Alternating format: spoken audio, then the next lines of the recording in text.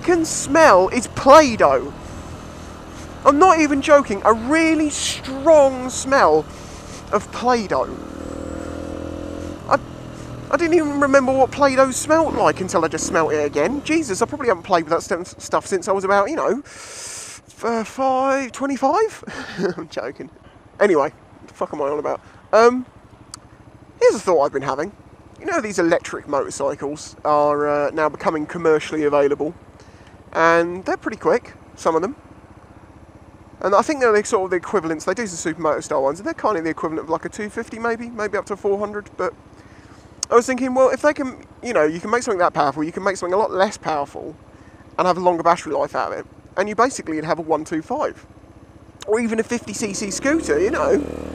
Imagine how you just shove a motor on 2 wheels, make it the equivalent of a 50cc scooter. Interesting way of carrying a bag. And you probably don't have to charge it once a bloody week. It would be ideal. Apart from the fact that they don't make any noise, I really don't like that side of it.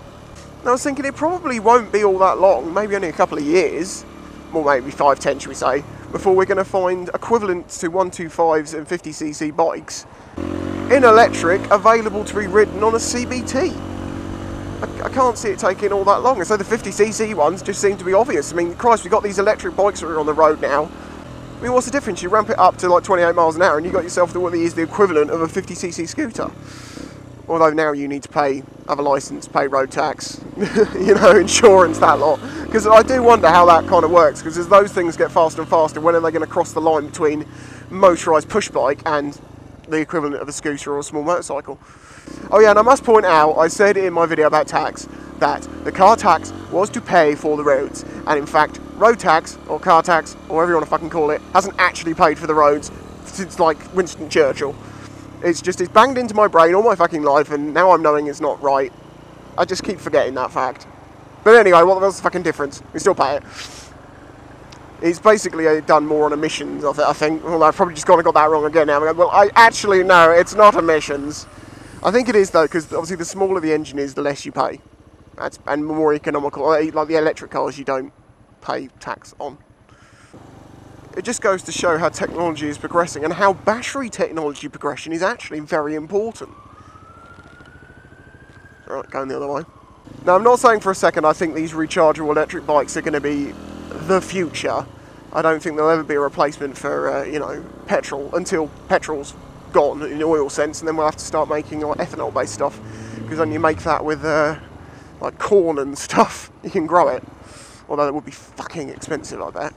Yeah, it's an interesting one. I guess we live in interesting times, because, well, for my age range, you know, being in my 30s nearly, God, I actually worked it out. It's 1 year and 9 weeks, and I'm 30.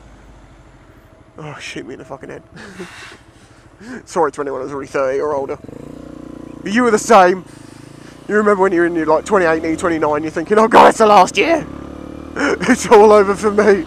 Why haven't I got further in life? And that one's simple. You'll never live up to your own expectations, so fuck it. Just carry on and be happy. So yes, that's just my thought on the old electric motorcycles. Obviously there are some very fast ones out there. I mean, look at the TT bikes. They can do, what was it, about 160-ish, something like that. That's what made me laugh about the Formula E only being able to do like 136. I mean, I understand it's because you've got a big heavy car with a huge battery, and now you're making it more difficult to get it to go faster, but it just seemed like, you know, a Formula 1 car doing 120 doesn't look like it's fucking moving. So I don't know how interesting that'll be. I haven't seen any of it. I think it's already happened inside, hasn't it? So yeah, maybe in the future 125s won't be making a little throaty roar like our little Jessie here. It'll be just going ding, ding, ding, ding, ding, ding. Oh, that sounds like a fucking two-stroke now. Shut up. Anyway, I'll catch you next time. Hello. Okay, well, sometime later I am out in America. They were going to use a video of mine called How to Stop a Motorcycle in the Rain, which was a complete piss-take video. It's basically, I said,